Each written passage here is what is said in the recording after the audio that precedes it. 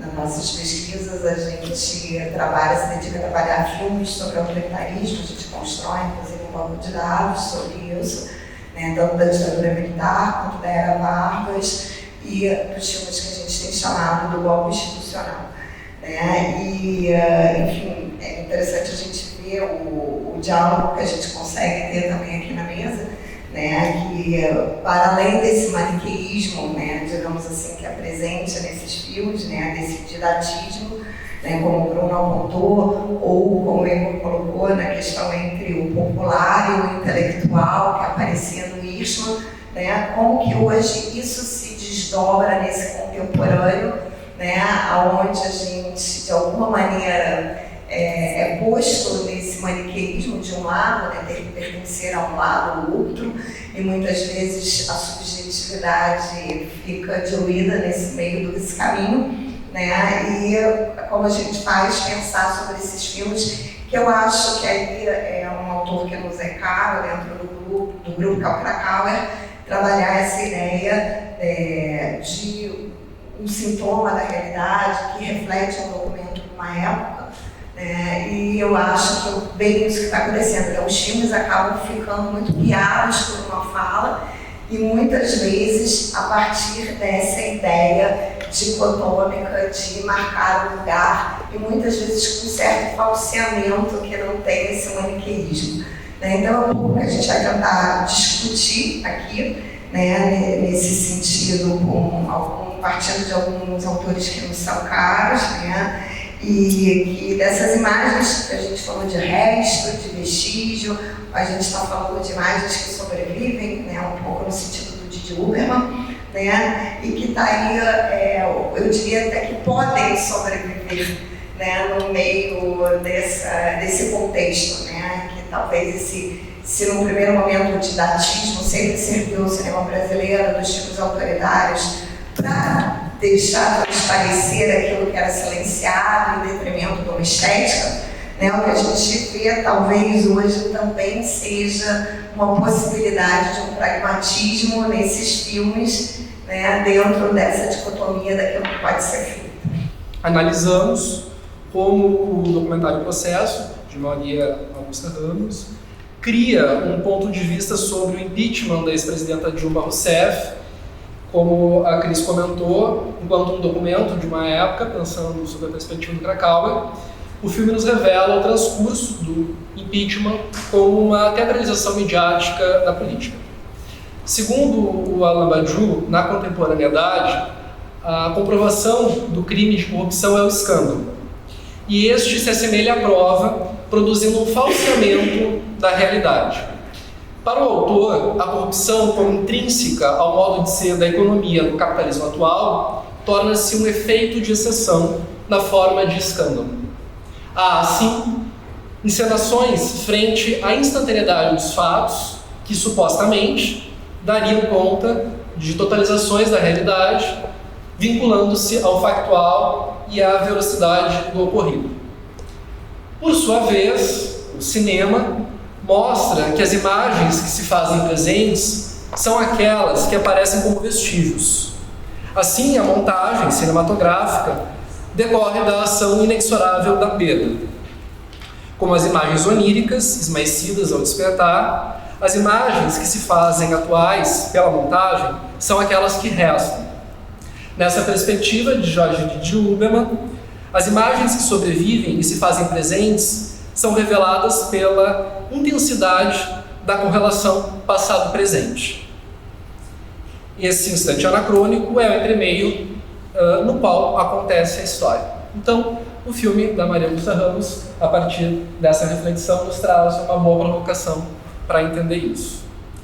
Então, selecionamos 3 categorias, que a primeira é a teatralização político-midiática do escândalo de corrupção, a defesa político-jurídica e a encenação midiática, e a disputa midiática entre grupos conservadores e progressistas, e analisamos algumas sequências, das quais nós selecionamos fragmentos devido ao tempo.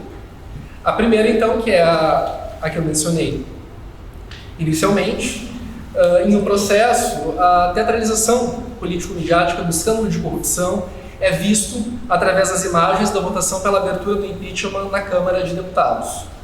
O filme justapõe imagens filmadas na área externa à Assembleia Nacional àquelas realizadas no plenário. E também imagens da sessão parlamentar que foram apropriadas da TV Câmara. No decorrer da manifestação de um deputado, dentre outros, mas esse pontualmente, a favor da abertura do processo de cassação presidencial, o enquadramento em primeiro plano visa a destacar a presença de um smartphone que registra aquele momento, possivelmente retransmitido nas redes sociais digitais do parlamentar. Em seu discurso, o deputado enfatiza a deposição da Dilma Rousseff como uma questão vinculada à corrupção, no âmbito, então, das acusações imputadas ao PT, segundo a Operação Lava Jato. Então, só pontuando que essa ideia de uma teatralização, ela passa pelo aspecto do ao vivo, e essa temporalidade como algo que tenta, em alguma medida, negar esse limiar que se constitui entre a relação presente e passado, que o filme nos suscita provocar a partir das imagens dele. Bom, a partir então de a segunda categoria, que é vinculada à defesa político-jurídica e à encenação midiática, na sessão em que a Comissão Especial de Impeachment ouve as alegações dos advogados de acusação e defesa, o documentário mostra imagens dos instantes que antecedem a reunião. Na sala, notamos a presença de senadores, assessores, cinegrafistas. O filme dá destaque à advogada de acusação, a Janaína Pascoal, mostrando essa personagem central para a abertura do processo de impeachment, alongando-se atrás de uma câmera, é um jogo de palavras, uma câmera de televisão. Aqui nitidamente fica a ideia dessa manipulação, né, do maniqueísmo, né, da encenação, da performance, né, e das câmeras que são diferentes, né, entre aquela que está nos bastidores e a que está oficializada. Então é esse jogo de câmera também que ela se apropria da forma, né, bem guiada, né, bem maniqueísta, né, entre o que está fora e o que está dentro da cena, né, e o que passa a ser a cena, né, desse personagem ímpar, né, que é a Janaína Pascoal. Posso fazer só um comentário? Nessa cena também, né, que, enfim, ela é muito longa para mostrar, não faz o menor sentido o discurso dela. O discurso dela não tem nem pé nem cabeça. Ela, naquele momento, os filhos, porque eu sou brasileira, etc., não tem discurso nenhum. Que eu acho que aí remete bem ao título do filme, né? Que é o processo, né? O processo do cara, porque aqui não faz o menor sentido aquela acusação. E eu acho que isso o filme deixa bem claro, do espetáculo mesmo. Então, isso toca no terceira categoria, que é a disputa midiática entre grupos conservadores e progressistas, onde o filme sobressai imagens então, que colocam em destaque essa característica conservadora e reacionária dos propósitos golpistas. Para isso, entre outras imagens, ele mobiliza ali uma imagem de uma coletiva de imprensa, em que o Eduardo Cunha aparece flagrado nessa coletiva a partir de um televisor que está fixado no ambiente de uma antessala ali do Congresso Nacional. Então, nesse movimento, onde nós percebemos a televisor, nós também percebemos um fluxo de pessoas dentro daquele, entre aspas, cotidiano, que está de assessores, a própria imprensa e o pessoal da manutenção circulando. Então, também essa imagem nos chamou a atenção para pontuar esse aspecto do filme, da imagem dentro da imagem, como algo que provoca, então, uma discussão sobre a própria imagem, né, como um aspecto central, um dos aspectos centrais pode ser mencionado do filme. Esse trecho dele é bem o momento do filme que ele vai entrar com um processo de cassação para ele, né? Quando no meio do filme isso acontece esse processo, então ele está dando depoimento referente a isso. Então aqui fica muito clara essa ideia da moldura, né, do enquadramento dele, ao mesmo tempo da vida que continua, né? Ele que é preso, enfim, né? Hoje ele é um desaparecido, silenciado, né? O que é muito sintomático, né? Nesse processo atual, a gente vê a figura central, né? Que deslanchou, digamos assim, todo o processo e que hoje está em silêncio, né? Não se manifesta, não sai na mídia, não tem. E aqui um pouco aparece isso, né? Como ele é enquadrado numa imagem e as pessoas passando pelo corredor ali, como a vida continua, né? Exatamente como a Helena disse, no momento que ele ia ser julgado, né? Então, são hoje também essas imagens, né? Nesse espírito do Krakauer, assim, de como elas nos servem para a gente poder se apropriar desses documentos, né, e tentar dar algum tipo de lucidez, né, nesse momento que está tão difícil para todos nós, né, quase do impensável mesmo, né, ninguém acreditaria que isso está acontecendo dessa forma hoje, né, como ele disse, graças a Deus, né, a Dilma teve um impeachment, né, eu não sei se é graças a Deus ele está silenciado hoje, né, acho que é um pouco esse paradoxo que a gente está vivendo, né? Então, assim, você quer falar das considerações? Então, vou fazer um comentário, porque em seguida essa sequência do televisor, o corte é para a imagem da própria entrevista, né? Então, o filme, de novo, ele destaca isso em diferentes formas, em outros momentos. Isso é um aspecto que aparece da imagem e que um pouco tocando já em relação ao ponto que o Bruno colocou, ao meu ver, e nós conversamos sobre isso também, o filme, dentro dessa produção imensa de imagens do transcurso do impeachment, com um distanciamento, né, temporal também, se coloca entre essas imagens, mas não como elas, né, justamente produzindo uma provocação diante delas. É isso, né? Acho que, enfim, fica claro esse maniqueísmo, né? Esse falseamento da história atual que a gente está vivendo, né? E uma encenação diária, né? Que a gente vê todos os dias e que se torna cada vez mais performática com o nosso atual presidente, né? Então, muito também que eu acho desses filmes sobre o golpe hoje, a gente acaba, sobre o golpe institucional, né, lidando muito com essa ideia da encenação, da teatralização, né, que é o que a gente tem vivido, infelizmente, da pior maneira possível, né, no nosso cotidiano. Né? Então acho que é isso.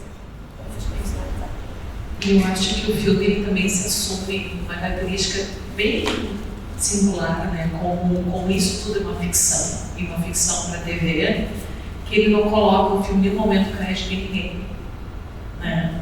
Ele não pontua como um documentário, né? A Gleice, o senador, não. Então, o filme não tem crédito, né? As pessoas não são acreditadas. Né? Eu acho que isso faz também o filme assumir um pouco esse lado ficcional do que foi o processo do impeachment. Obrigada.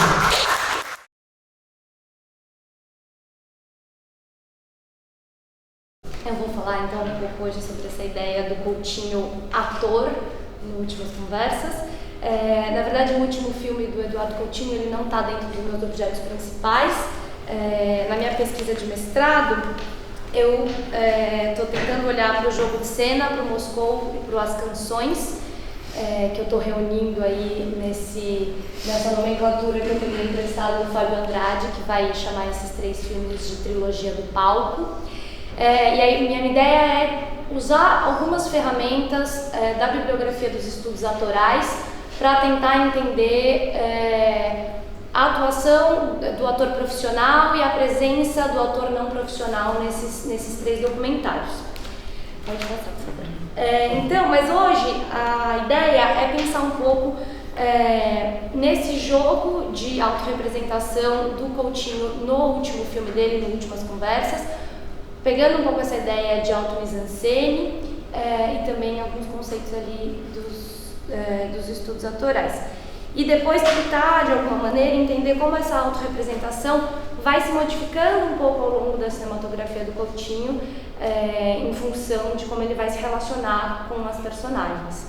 Então, só para ter uma ideia, aí tem essas 3 imagens dessa cadeira, né, que aparece tanto no jogo de cena quanto nas canções, num palco de um teatro, onde as personagens vão ali se sentar para encontrar com o Coutinho, e aí ela retorna nas últimas conversas, dessa vez numa sala de aula, e quem abre o filme sentado nessa cadeira é o próprio Coutinho.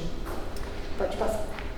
Então, pensando nessa ideia de auto-mise-en-scène, que vai aparecer no Cinema e Antropologia, da Claudine de France, e ali ela vai falar, ligado ao conceito, à ideia, né, do cineasta antropólogo, nessa necessidade desse cineasta antropólogo olhar para os objetos que ele vai filmar, entendendo que ali existe uma organização interna que de alguma maneira vai ter que negociar e fazer parte da mise-en-scène, desse olhar externo do cineasta.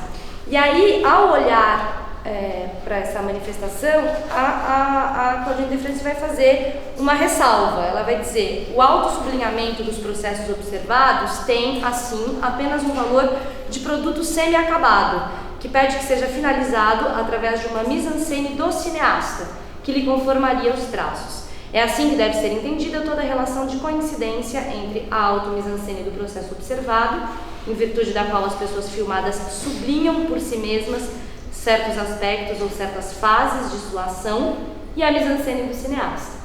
Ou seja, ainda que exista essa organização interna do corpo filmado, ela vai ter que encontrar pontos de encontro e de conflito com a mise-en-scène do realizador, né? E ao apontar o seu olhar para esse corpo filmado, o cineasta vai também, de alguma maneira, elaborar uma personagem de si mesmo nesse encontro, né? No momento em que a câmera está ali para filmar esse encontro, e isso pode ou não fazer parte do resultado final do filme. Pode passar. Eu acho que o Últimas Conversas é um bom material para a gente tentar entender essa autorrepresentação do Coutinho, porque é um filme que foi finalizado depois da morte dele, né? Então o Coutinho participou das filmagens, mas não chegou a entrar na ilha de edição. Tanto é que o filme é apresentado, não sei se dá para enxergar o que está escrito, mas tem escrito Últimas Conversas, um filme de Eduardo Coutinho, montado por Jordana Berg e terminado por João Moreira Salles. Os créditos apresentam assim o filme. E aí, então, nessa tentativa de fechar esse filme já sem a presença do Coutinho na montagem, João Moreira Salles e a Jordana Berg vão fazer essa opção de montar uma espécie de filme inventário, né, que vai deixar muito presente no texto fílmico tanto os métodos do Coutinho no confronto com a personagem, mas principalmente a maneira como ele vai se autorrepresentar no trato com a equipe, no diálogo com quem se coloca ali diante dele, enfim. Tanto é que, como eu disse, o filme abre, então, com essa cadeira, com o Coutinho sentado nessa cadeira, retomando ali uma espécie de imagem que a gente já tinha visto no jogo de cena e nas canções, só que dessa vez é o próprio cineasta sentado em frente à câmera. A gente ouve em off a voz da montadora, da Jordana Berg, que foi pro set conversar com o Coutinho e entender por que ele estava tão incomodado com essas filmagens, que ele disse que não estão dando certo, que ele está encontrando dificuldade de se comunicar com esses adolescentes, que ele está um pouco arrependido de ter feito essa opção de fazer um documentário sobre alunos de ensino médio. E aí ela vai conduzindo essa conversa, até que em determinado momento ele vai se cansando dessa conversa, e aí ele faz um gesto para encerrar e diz: chega, e a câmera continua filmando. Então ele olha para a câmera, aponta e fala: corta, e o plano segue ainda por alguns segundos. Ou seja, aí, ao se colocar nessa posição, de alguma maneira o cineasta vai se tornar uma espécie de personagem coutiniana, né? E vai de alguma maneira perder até um certo controle ali, até da própria duração desse plano, né? Que tanto no momento da filmagem se estende, quanto depois na montagem, com a ausência do Coutinho, também se opta por manter esses segundos a mais depois do anúncio de corta do diretor, né? Pode passar. Nesse artigo, a mise-en-scène no documentário, o Fernão Ramos ele vai tentar circunscrever de alguma maneira o lugar da encenação dentro do documentário. Ele vai fazer uma análise do jogo de cena e do Santiago, do João Moreira Salles. E aí ele vai dizer o seguinte, ele vai dizer que a presença do que ele chama de sujeito da câmera, que de alguma maneira encontra um paralelismo com o que o Coutinho vai chamar de sujeito filmante, transforma a ação do sujeito filmado em representação. Mas, ao mesmo tempo, ao fazer isso, esse sujeito da câmera, ele também vai se apresentar como um personagem, né? Que pode ou não estar evidente na obra. Então, o Fernão vai falar que um corpo em cena vai carregar uma camada psíquica que ele vai chamar de personalidade. E que essa camada, ela pode estar presente ou não no filme, mas ela não corresponde necessariamente à pessoa a quem ela pertence, uma vez que essa personalidade apareceria só no momento do encontro catalisado ali pela câmera. Se a gente for pensar um pouco na bibliografia dos estudos autorais, a gente poderia entender que isso que o Fernão está chamando de personalidade encontra também algumas ressonâncias na ideia de persona, nessa camada de autorrepresentação que vai surgir no momento da filmagem. A Jaqueline Nakache, no Ator de Cinema, ela vai dizer: a notoriedade do ator estrela privilegia uma dinâmica ator-persona em detrimento da relação ator-personagem. Qualquer ator conhecido traz consigo um subtexto composto de personagens que tocou ou que o tocaram. O Coutinho não era um ator profissional, mas era um sujeito conhecido, né, do público, e que, ao aparecer ali no seu último filme, vai carregar, de alguma maneira, os traços das relações que ele foi estabelecendo com os personagens nos filmes anteriores, vai carregar os traços do método dele ali para o quadro. Pode passar. Então, esse corpo do cineasta, ele vai aparecer inscrito no quadro e na banda sonora do filme de uma maneira bastante mais insistente do que nos filmes anteriores, né? Então, na banda sonora, por exemplo, a gente tem a voz do Coutinho muito mais presente do que nos filmes anteriores. Então ele vai fazer perguntas, ele vai muitas vezes interromper as respostas, complementar coisas da resposta desses jovens, ou então na opção que a montagem faz por manter o que seriam os tempos mortos ali entre uma entrevista e outra, que a gente continua vendo a cadeira vazia entre um entrevistado e outro, e ouve em off o Coutinho conversando com a equipe, reclamando das filmagens, querendo acender um cigarro, ou dando alguma indicação para a mise-en-scène, enfim. Diante disso, eu acho que a gente consegue entender mais ou menos como aparecem duas formas de representação do Coutinho nesse filme, né? Então, de um lado a gente tem uma representação dessa figura do documentarista, esse Coutinho cineasta que vai dar indicações para a mise-en-scène, vai dar indicações para os personagens, dizer, então agora você levanta e vai até aquela porta e deixa aquela porta aberta, né? Ou vai dizer alguma coisa para a câmera, cantar algum movimento de câmera, enfim. E, por outro lado, aparece um pouco a representação desse papel desse Coutinho que vai se envolver afetuosamente com algumas das personagens. Então a gente vai ouvir a voz dele em off dizendo: vai com Deus, tomara que você fique na montagem final do filme, né? Mostrando como vão se, de alguma maneira vai haver um envolvimento ali. Aqui só então esse trecho que eu comentei dessa sequência inicial do filme, em que ele aparece um quadro e colocar um plano. Pode passar. Então aqui alguns exemplos de como o corpo do Coutinho aparece inscrito no quadro, né? Então, principalmente nessas situações de cumprimentar, de acenar para a personagem, de indicar, né? Então a saída ali, você vai sair por aqui e tal. De manipular objetos que passam do entrevistado para a mão do Coutinho, rompendo ou então ao menos encurtando essa distância entre a cadeira do documentarista e a cadeira do entrevistado. E é interessante ver como as mãos, principalmente do Coutinho, aparecem muito em detalhes, e essa mão enrugada, que você vê que é a mão de um senhor, invadindo um quadro de personagens de corpos jovens, né, de adolescentes, até de uma criança no final. Pode passar. Falando um pouco então dessa manipulação dos objetos,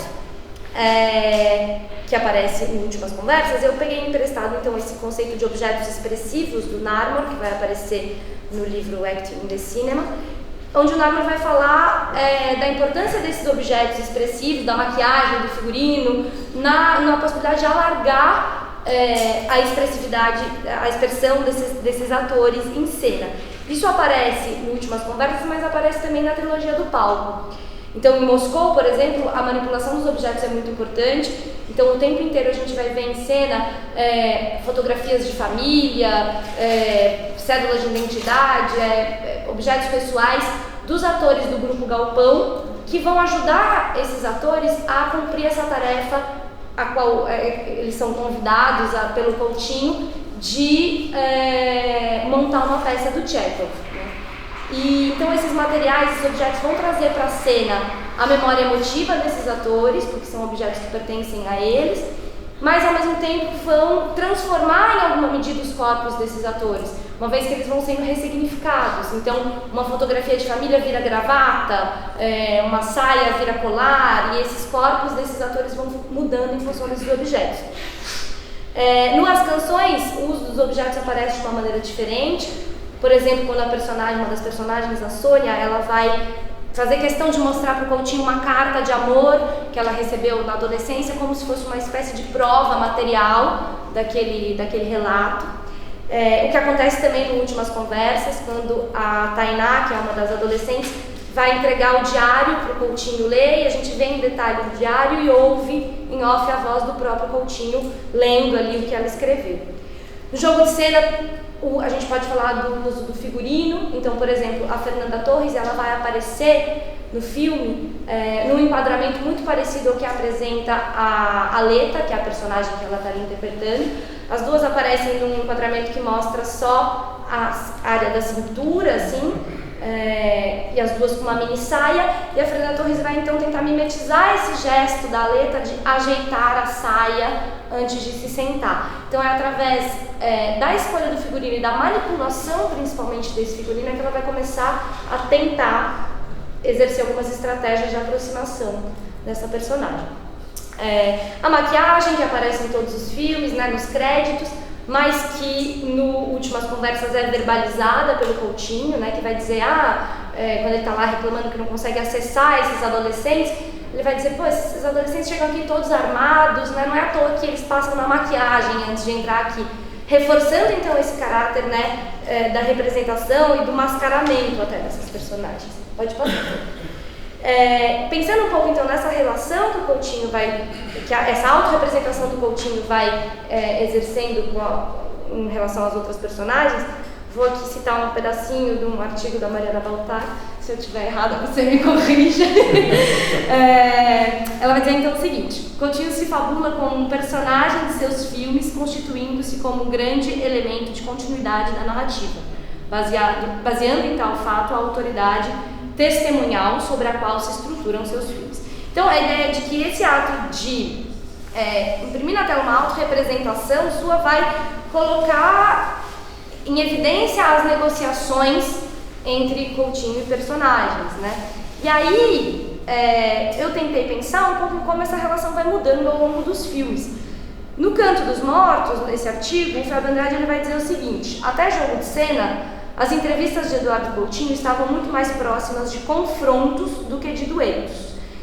Aí eu tentei arriscar fazer uma espécie de gradação, né, dessa relação, pensando nessa frase de Andrade, desde lá dos primeiros episódios, né, do Globo Repórter, que o Coutinho fez, como 6 Dias de Oricuri, em que a personagem tinha um lugar de importância, mas a gente ainda tinha uma mediação de uma voz uma voz de Deus que ia ali guiar a narrativa do filme. Até chegar no Teodorico, quando o personagem ganha uma importância tal que passa a ser a voz dele a compor essa narração ao longo do filme, né? Depois chegando no Cabra, em que ali se dá em excelência a ideia do Coutinho entrevistador, né? Então ele já aparece no quadro de corpo inteiro em alguns momentos, mas ainda é um pouco nesse lugar mais associado à ideia do repórter. Pode passar, por favor. E aí depois, mais recente, o Edifício Master marcando esse período que eu estou chamando de diálogos, onde a palavra da personagem passa a ser suficiente, a bastar, né? Então o Coutinho ele vai deixar de usar recursos como colocar inserts no meio da fala da personagem que de alguma maneira justifiquem ou comprovem aquele relato, né? Então até o Santo Forte, por exemplo, o Coutinho fazia esse tipo de procedimento. Então se tinha uma mulher ali contando uma história que aconteceu com uma estátua de Iemanjá na casa dela, ele cortava aquele depoimento e colocava ali um insert da estátua, né?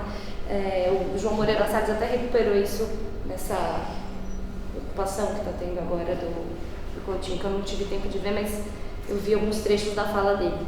E aí, no Edifício Master, o Coutinho deixa de usar esses inserts, porque a própria relação com o sujeito que ele está filmando e o próprio diálogo passa a bastar.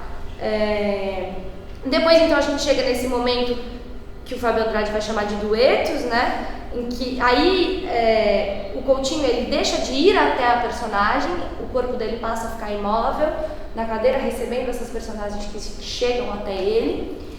E aí essa ideia de dueto vai ficar forte, principalmente nas canções, né? Quando o Coutinho vai deixar um pouco aquele tom de entrevistador e vai chegar em algo mais próximo de uma conversa, né? De um bate-papo, em que ele vai, por exemplo, se surpreender com o entrevistado. Então quer dizer que você cantou com o Orlando Dias. Ele vai complementar a letra de uma música que a personagem esquece, enfim.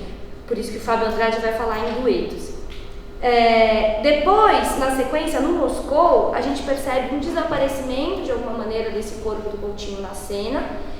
E, em paralelo a isso, o Henrique Dias, que é o diretor que está ali convidado para dirigir a peça que o Grupo Galpão está ensaiando, ele vai ganhando um protagonismo maior e vai aparecendo cada vez mais, né, ao longo do filme. Então eu estou analisando essa questão usando essa expressão que o Pedro usa no livro sobre Helena Inês, essa ideia de corpo delegado, para tentar entender como que à medida que o corpo do Coutinho vai desaparecendo, o Henrique Dias vai se tornando mais presente e vai sendo uma espécie de representação desse Coutinho que se torna ausente, né? Representando ali então essa figura do diretor.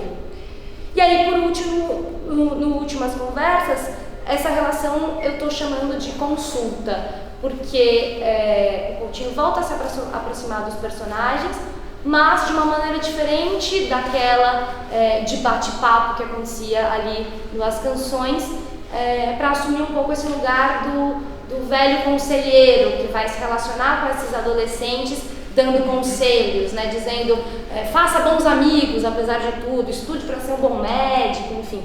Então a relação ali se dá de uma outra maneira entre esse senhor no fim da vida e esses adolescentes, né? É claro que essa classificação que eu estou propondo, ela não pode ser encarada de uma maneira rígida, né?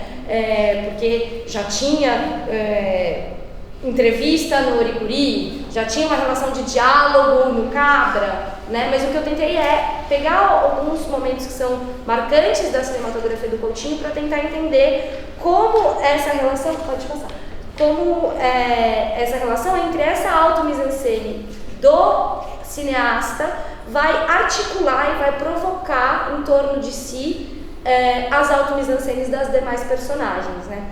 Só para terminar então, no Acting in the Cinema, o Narmor vai dizer: as pessoas em um filme podem ser vistas em 3 diferentes sentidos: como atores interpretando personagens teatralmente, como figuras públicas fazendo versões teatrais de si mesmos e como evidências documentais. O Coutinho, no Últimas Conversas, claro que ele aparece ali representando a sua pessoa pública, né, fazendo uma versão teatral, de alguma maneira, de si mesmo, mas de alguma maneira ele também aparece numa figura próxima ao que o Narmor vai chamar de evidência documental, uma vez que ele é ali também testemunha daquele encontro e testemunha daqueles relatos que estão sendo compartilhados com a câmera, né? e então e com quem ele vai ali negociar as bases dessa relação diante da câmera.